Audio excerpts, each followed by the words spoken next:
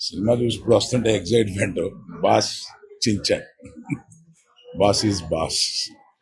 మళ్ళీ ఆ ఓల్డ్, ఆ రౌడీ అల్లుడు, గరణమ్మగుడు, ఈ సినిమాలు చూసి ఆ ఎగ్జైట్మెంట్ మళ్ళీ వస్తుంది అన్నమాట. అప్పుడు చూసిన టోటల్ నాస్టాలజియా తీసుకొచ్చారు. Super hit film. Boss is boss అనిపించారు. ఎక్సలెంట్. ఏమా వింటేజ్ డాన్స్ అన్ని అంటే బ్యాక్గ్రౌండ్ స్కోర్ తో సహా వింటేజ్ తీసుకొచ్చేటప్పటికి డైరెక్టర్ ఏం ఆలోచించాడు దీనికని అనిపించింది. Excellent, very good. వెంకటేష్ గారా, అసలు ఆయన ఎంట్రీ కాంబినేషన్, క్లైమాక్స్ ఇవన్నీ అదిరిపోయినాయి. Cinema excellent. అంటే పైసా వసూలు ఫీలింగ్ వస్తుంది జనానికి.